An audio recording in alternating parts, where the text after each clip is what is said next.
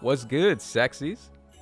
So, it's your boy Tacho here, and we are back for some more Fire Emblem Heroes. So, we have the Datamines for the Ascended Fjorm and more banner. So, we're going to go ahead and take a look at the stuff. We got the stats for the new units, and we also have info on the next round of Hall of Forms, which is actually pretty big news because there are some crazy units to get in there. So that's definitely something we want to take a look at. But real quick, before we hop into all of that, I just want to... Okay, here we go. So this was actually exactly what I was waiting on. So I wanted to get the infographic with the stats and actually the pictures of the units. I had the stats pulled up before, but it's always nicer to take a look at the artwork as well. So we're going to start things off with Fjorm over here, Ascended Fjorm. So basically Super Saiyan 2 Fjorm. So her stats are going to be 43 HP, 39 attack, 41 speed, 31 defense, and 36 res. And if we go over here and take a look, she's got super boons in both attack and speed, which of course you're going to be able to have access to both because she has gone even further beyond, and you can go ahead and give her the floret buff without actually wasting a floret on her. So that's going to be the quirk with all of these brand new Ascended heroes from now on. They're going to be able to get the second boon for free. So pretty crazy stuff, especially considering how insane her kit is. I would argue she's probably the best far save armored unit in the game now, having built-in distant counter and null C disrupt. And then her B skill just lets her abuse the hell out of Ice Mirror. So this is going to be one of the craziest units to go for. And I would love to summon on the banner, but you guys already know Katria just destroyed me on the double special banner. So your boy is way too short on orbs to go for the summons right away. But as soon as I get 135 orbs, I will definitely drop a summon video to go ahead and spark for Super Saiyan 2 Fjorm. Alright, next up we have Malice, who is a character that basically nobody knows about. Unless you played New Mystery of the Emblem, which was never actually translated officially in the other countries outside of Japan. You basically have no idea who this character is, but I will say she does give me some eye-green vibes with the very voluptuous body types, so I do appreciate Malice. Alright, she's got 40 HP, 39 attack, 43 speed, 32 defense, and 28 res. And Malice has got super boons in both attack and speed. So similarly to Fjorm, you'd be able to go plus attack and plus speed, which is pretty nice. Her weapon has basically Sword of the Creator, the effect built in, so you get the nullification of guard, and then you can also prevent the foes from ramping into specials. So it's a pretty good weapon. It also grants +6 to all stats if she has Dragon Flower bonuses. So, really solid stuff there. Only problem with her is that she's another infantry sword, and we have a million of these that are all viable. So, it's really just come down to pick your favorite at this point with the infantry swords. But stat-wise, she is definitely looking very good. Alright, next up we have Roshi, who is going to be our 3-star, or not 3-star, but 4-star summon of the banner. So, Roshi's got 41 HP. 38 attack, 35 speed, 38 defense, and 21 res.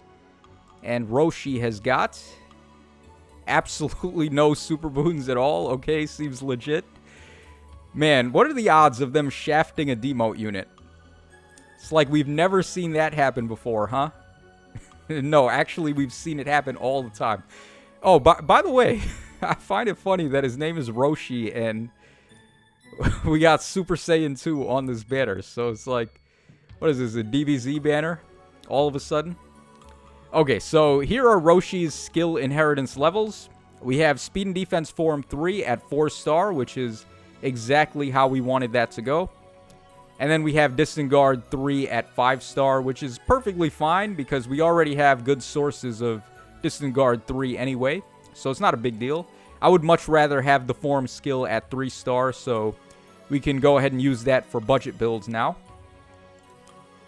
Alright, so let's go ahead and move on to Wolf up next. Wolf is a pretty bad man in Shadow Dragon. Both Wolf and Zagaro, you get them on the same chapter, and they just kick so much ass. These are like the carry units for sure in Shadow Dragon. You definitely want to use both of them.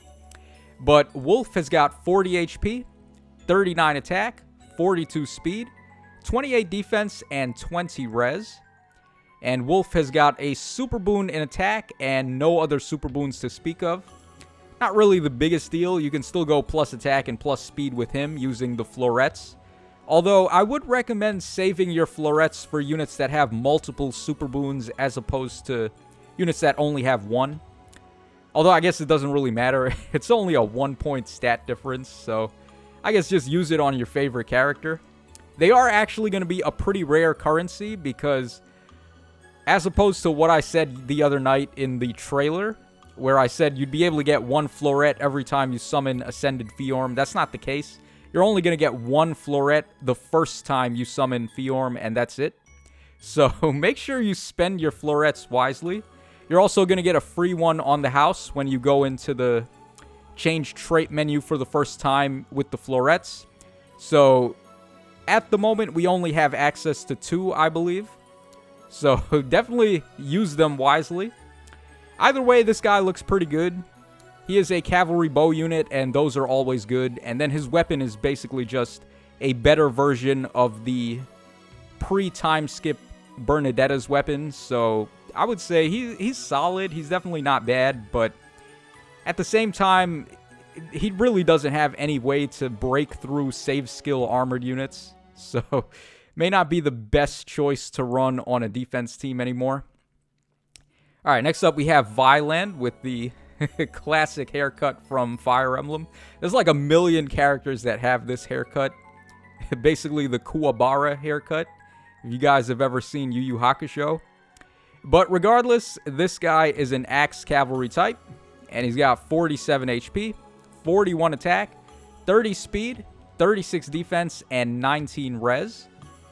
And Vyland has got, I have no idea because his Boons and Banes are not there. Hold on, there was actually a post that had the Boons and Banes. So let me just really quickly see if I can pull that up. They may have the stats for Vyland there. All right, yeah, okay, right here we have Vyland stats. So thanks a lot to Hufflet1997 for this post. So Vyland has a super boon in attack, basically. All right, sure. And then if we go over here, we can take a look at his skills and inheritance levels. So we got attack and defense push 3 at 5-star. And then we got attack and defense link 3 at 4-star. All right, this guy got shafted pretty bad. Nothing of value there. I mean, attack and defense push 3, we've already had that before on certain Grand Hero battle units. It's still a nice pickup skill, though, to help you get the level 4 variant a little bit easier. And then Link skills are so dead. I don't think anyone runs Link skills at all outside of Odin and May, just because their weapon effects on the refines had a Link skill already, so you could go ahead and give them basically maximum buffs with 1 assist. But other than those two, I don't really think anyone uses Link skills. So, RIP there. And finally, we have Zagaro, aka Sedgar. I just know this guy as Zagaro. That's his Japanese name. So, he's going to be our Grand Hero battle unit. And he is a green bow cavalry type. So, they are mixing it up a bit. And I gotta say, this guy is actually pretty badass. I took a look at his stats and his skills, and we finally got a winner for Grand Hero battles. More importantly, in terms of skill inheritance, which we're going to cover in just a sec. But he's got 41 HP, 36 attack, 39 speed, 27 defense, and 24 res. So very strong in terms of attack and speed. I believe he's basically just as good as Leone, or maybe a little bit better. It depends on if you value Leone being colorless or this guy being green more. But his stat line is definitely very powerful for a cavalry bow. And then, okay, hold on. We gotta go over here to get his stats. So Sedgar has a super boon in speed, as well as defense and res. So multiple super boons, that's always very good. You're going to be able to make perfect use of that with the florets if Sedgar is one of your favorites and you want to go for the plus 10. Alright, so now let's go ahead and take a look at his skills. So this is the big news of the day. He's got attack and defense catch 3 at 5-star. So finally, they decided to stop messing around with these Grand Hero battles and actually give us a good skill for inheritance.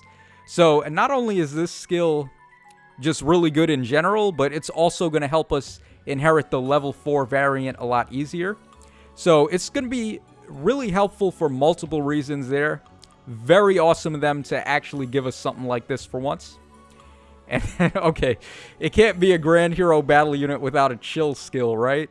So we got chill defense 3 at 4-star. Alright, whatever. It's acceptable considering that he came with attack and defense catch 3. So Sedgar, aka Zagaro, is definitely one of the better free-to-play units that we've gotten in recent times. Alright, so what else we got here? Okay, so Hall of Forms, this is actually pretty big. So we got Brave Micaiah, Fallen Ike, Soth, and Nasala coming up. Pretty good round, honestly. Both Soth and Nasala are very powerful free-to-play merge projects. You're going to be able to get Soth up to plus 10 with ease. I don't think anyone here is going to have any trouble with that. And you're free to deck him out with some pretty good skills. He already got his refine, and it's a pretty solid one, honestly. So I think Soth could be a pretty good option to go for. Nasala as well is pretty crazy, especially if you're able to just deck him out with stuff like Dive Bomb and maybe Attack and Speed Catch 4, or you could give him Surge Sparrow probably. So there's like so many ways to build this guy. And then for the C skill, you give him a Rain skill, or you give him a Menace skill, or whatever you want. So many ways to build Nasala, but he still holds up even to this day. Fallen Ike actually is pretty interesting. I know he's a really good unit, and a lot of people like him. But the one problem I have with him as a Forma is that he's already pretty much built, and he's good to go. He doesn't really need too many skills. The only thing I would say you really want to give him is maybe Attack and Res Unity. And you'd be able to get that pretty easily in Hall of Forms. But other than that, like, his base kit is pretty well-rounded already. He's got damage reduction, he's got special ramping, and then even though the Oath skill, I would say, is probably the weakest part of his kit, it's still not too terrible. So, Fallen Ike, I don't know if you want to take him, but maybe if Ike is your favorite character and you haven't managed to summon Fallen Ike yet, then this could be a good way to just pick him up. And then finally, we have Brave Micaiah. So, another pretty solid unit to go for. She just got her refine from the Choose Your Legends 3 batch. So, you'd be able to deck her out pretty well in Hall of Forms and make her a little bit more useful. But I will say that I think Brave Micaiah probably got the least impressive refine out of the Choose Your Legends 3 batch. So take that however you will. I still think Bride Micaiah is probably the best Micaiah, just because dominance is so insane. But it's really your call on who you want to go for in this Hall of Forms. But as usual, I would recommend the free-to-play options because it's easier to get them to plus 10. Okay, and the final thing we have to cover here is the fact that trait fruits can actually be used to edit your ascended florets. So let's say you go ahead and use a floret on a character and maybe you accidentally used it on a stat that you didn't want to. Well, you'd be able to double back and fix it with trait fruits. But at the same time, I wouldn't recommend doing that because it's still going to cost you trait fruits and you don't really want to waste those. So if you're going to use your Ascended Floret, make sure you get it right the first time and you choose a stat that you actually want to be buffing. So that way you don't have to go back and edit it later. And that's pretty much going to wrap us up for all of the coverage tonight. Let me just quickly refresh here and see if I missed anything. Alright, looks like we're good. So that's going to wrap us up for tonight's video. Hope you guys enjoyed the coverage on... Oh my god, dude. Lettuce Soup, you naughty boy. Fire Emblem fans, one, be like, oh my god, which one is cuter? And then the reused assets, man. Oh my god. Yeah, I mean, they did this a lot in the old days, but it's just funny to see it like this. Alright, as I was saying, guys, thanks so much for watching the video. This is your boy Tacho signing out. I will catch you guys again on the flip side, so take care and have a good one.